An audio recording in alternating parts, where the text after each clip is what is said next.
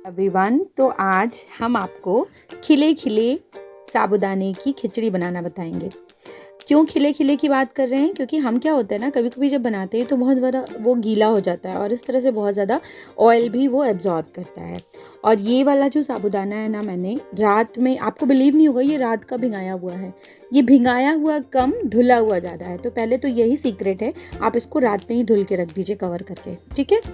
ये संडे को ही मैंने कर दिया था क्योंकि ये काम जल्दी हो गया था। सैटरडे को धुल के रख दिया और संडे को एकादशी थी, क्योंकि आज इस बार एकादशी में थोड़ा सा नमक खाना पड़ा।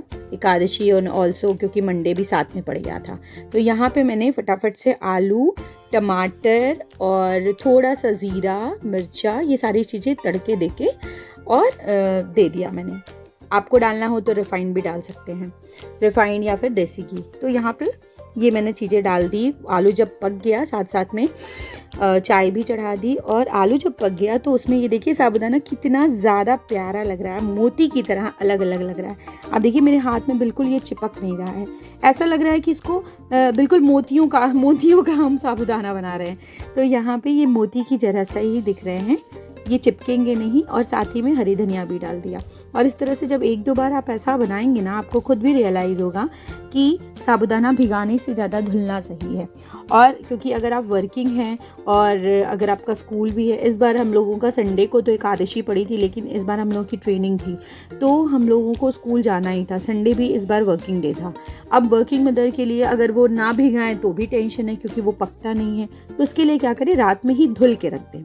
जब आप धुल के रखेंगे ना तो इससे बहुत ज़्यादा वो ओवर सोक्ड भी नहीं होगा और आपका साबूदाना सॉफ्ट भी हो जाएगा। चाय के साथ इसको सर्व करने में ना क्या मज़ा आता है। यहाँ पे थोड़ा सा कैमरा थोड़ा सा ब्लर हो गया था, हिल गया था, बट कोई नहीं, आगे आपको देखने को मिलेगा। और साथ ही साथ में कुछ गुड़हल के फूल वहाँ मिल गए थे, क्योंकि ट्रेनिंग थी तो वहाँ पे ऐसा प्रेयर भी हुआ था।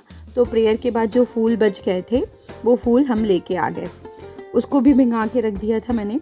बाद में उसका भी कुछ हेयर टॉनिक बना लिया था। तो एक साथ आज मैंने 2 काम किए। तो इस साबूदाने को देखिए, कहीं से भी ये चिपक नहीं रही है, एकदम फ्रेश खिली खिली दिख रही है। एक बार जहाँ से उठाओ ना वो आराम से उठ जाती है, जैसे कि ये बिल्कुल गीली हो ही ना। अब देखिए यहाँ पे मैंने चाय सर्व किया, तो चाय और साबूदाना हम लोगों ने एंजॉय किया। अच्छी बात ये होती है कि घर में अगर कोई व्रत होता है ना और वो साबूदाने का कुछ भी बनाने वाला है, तो अपने साथ साथ जो व्रत रखा है उसकी भी पार्टी तो है ही, साथ साथ में घर वालों की भी पार्टी हो जाती है। तो यहाँ केवल ये व्रत वालों के लिए ही नहीं, सारे घर वालों के लिए भी एक साबूदाने की पार्टी हो जाती है, स्नैक का जैसा। ये सब लोग एंजॉय करते हैं। तो यहाँ मैं और मेरे बाबू दोनों लोगों ने एंजॉय किया थोड़ा सा, क्योंकि आंटी जी भी व्रत रहती हैं, तो आंटी जी के लिए भी मैंने पैक करके भेज दिया था। उनका भी फास्ट था। जब मैंने उनको भी भेजा तो वो भी देखने में बहुत अच्छा लग रहा था, बिल्कुल अलग अलग। और लास्ट में हम आपको ये भी दिखाएंगे कि कैसे वो साबूदाना, जनरली हम जो साबूदाना बनाते हैं ना, वो हमारे कढ़ाई में चिपक जाती है। लेकिन अभी देखिए थोड़ा सा बचा हुआ था लास्ट का, मैंने देखा कि साबूदाना हमारी कढ़ाई में बिल्कुल चिपका नहीं। यही एक तरीका है, रात में आप उसको धो के रख दीजिए और फिर सुबह बनाइए, वो खिली खिली बनेगी। इस तरह से बर्तन साफ़ करने में भी बहुत ज़्यादा टाइम नहीं लगता है और वो चिपकता भी नहीं है, कम एफर्ट में अच्छा काम होता है। तो यहाँ पे मैंने बर्तन भी आपको दिखाया, वो भी बिल्कुल साफ़ ही था, लग ही नहीं रहा था कि इसमें साबूदाना बना है। और फाइनली सब लोगों ने एंजॉय किया।